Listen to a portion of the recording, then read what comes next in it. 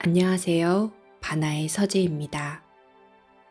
오늘은 현대인들의 가장 큰 고민거리인 관계 맺기에 대해 함께 생각해 봅시다.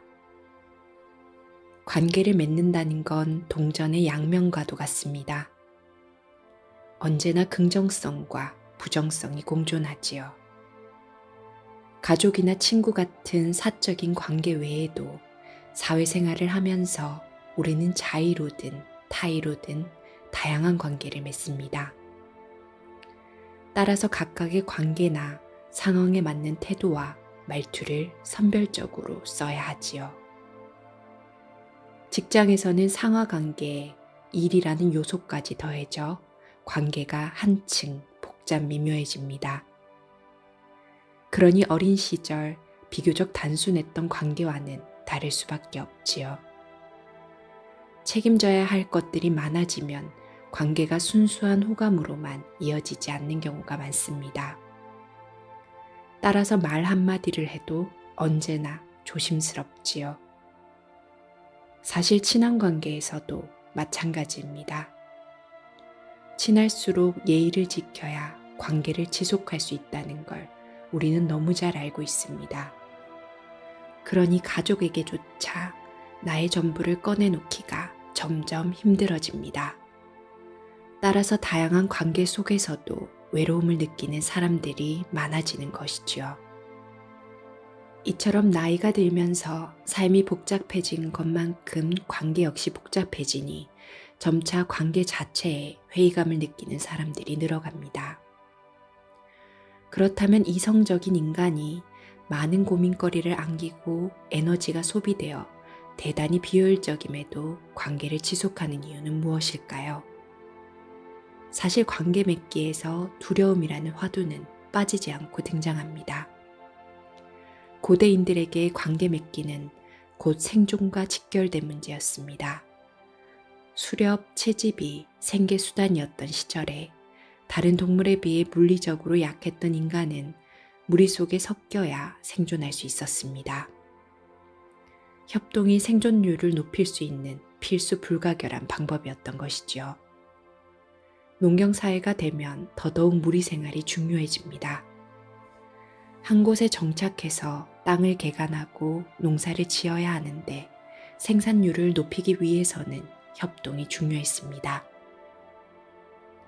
농경생활로 잉여 생산이 늘고 사유재산의 개념이 생겨나면서 인류는 더 많은 부를 차지하기 위해 적자 생존의 이권 다툼을 시작합니다. 이때 집단의 결속력은 곧 전투력이 되었고, 따라서 구성원들은 우두머리를 중심으로 집단의 이익을 위해 결집했습니다. 집단의 흥망이 바로 구성원들의 결집 정도, 즉 관계에 달려 있었던 것이지요. 이처럼 관계 맺기란 생존을 위한 가장 근원적이고 필수적인 수단이었던 것입니다. 오늘날에도 이와 별반 다르지 않습니다. 우리는 흔히 내 편이라는 말을 씁니다.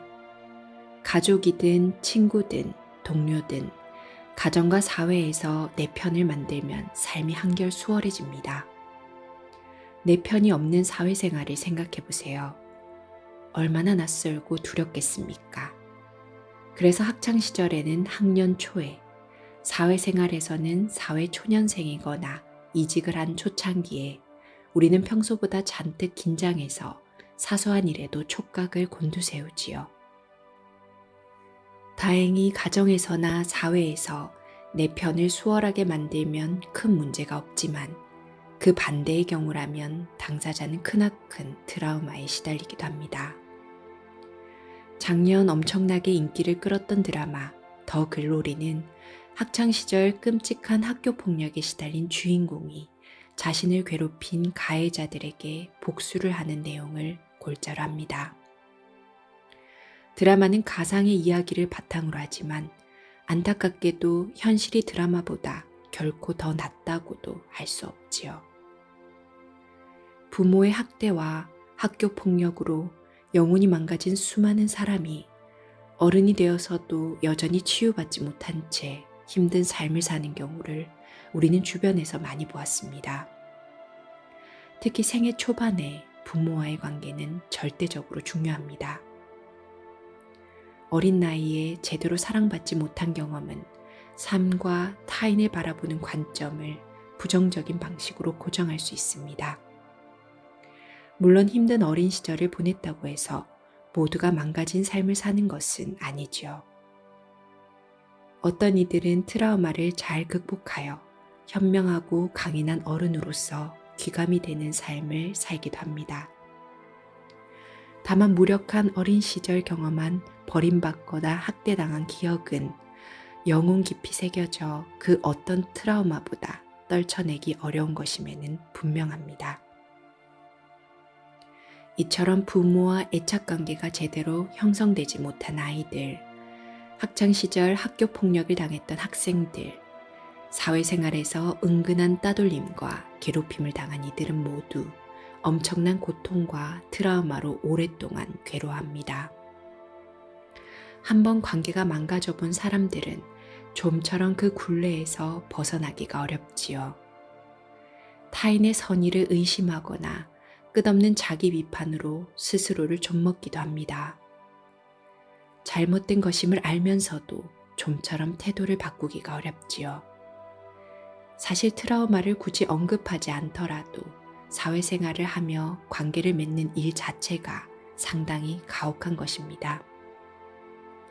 SNL 코리아라는 프로그램을 보면 오늘날 사회생활의 면면을 살펴볼 수 있습니다.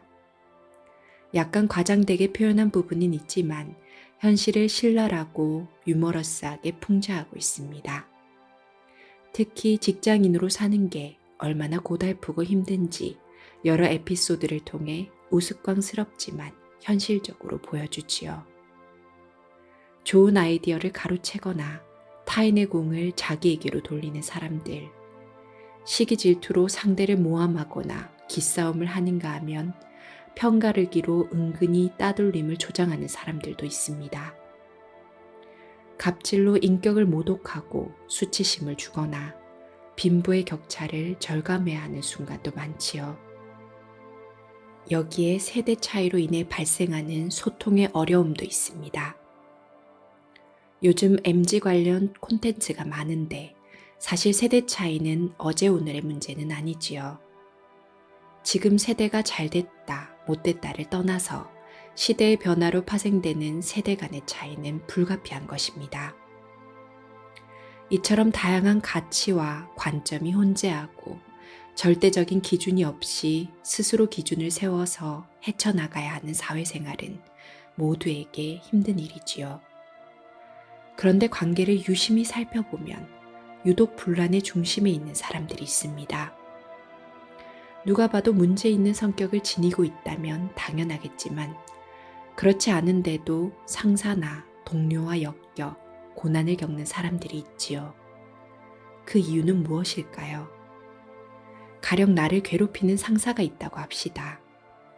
그 사람이 비단 나에게만 그런 행동을 하는 건 아닐 겁니다. 타인을 뜻대로 지배하려는 나르시시스트들은 주변 사람들 모두에게 영향력을 행사합니다. 그러나 다른 사람보다 유독 나와 마찰이 빈번하게 생긴다면 나의 어떤 요소가 그 사람의 요소와 맞물려 안 좋은 시너지를 내는 것이라고 봐야겠지요. 우리가 흔히 상성이라고 하는 것이 분명 사람 사이에 존재합니다. 그러니 내가 맺는 관계 속에서 나와 상성이 잘 맞거나 안 맞는 사람들을 얼마든지 구분할 수 있지요. 지배욕이 강한 사람들은 유독 자존감이 낮은 이들에게 더 강압적인 태도를 보입니다. 그러니 남의 눈치를 잘 보고 비굴한 태도를 지닌 사람들이 유독 나르시시스트의 타깃이 될 확률이 높겠지요. 그러나 문제가 있다고 해서 모든 관계의 어려움을 자신의 탓으로 돌리고 자기를 깎아내리라는 말은 결코 아닙니다. 오히려 스스로를 탓하고 자책하는 것만큼 이런 상황을 더 힘들게 만드는 건 없지요. 자존감이 낮아질 대로 낮아진 상대에게 그런 사람들은 더 가차없기 때문입니다. 그렇다면 이런 상황에서 우리는 어떤 선택을 해야 할까요? 행동의 패턴을 한번 바꿔봅시다. 우리의 뇌는 늘 익숙한 방식으로 생각하고 행동하라고 종용합니다. 그래서 아무리 노력해도 습관을 바꾸기가 그토록 어려운 것이지요. 그렇게 사람들은 늘 익숙한 행동 패턴을 선택하곤 합니다. 하지만 이전과 같은 방법으로는 변화를 기대할 수 없습니다. 주변을 살펴보세요. 아무리 상종 못할 상사라도 잘 지내는 사람이 분명 있답니다. 상대방이 비위를 잘 맞춰서 그럴까요? 아니면 비슷한 류의 사람이니까 잘 맞는 것일까요? 의외로 그렇지 않습니다. 지배욕이 강한 나르시시스트는 동류의 인간을 오히려 못 견뎌 한답니다.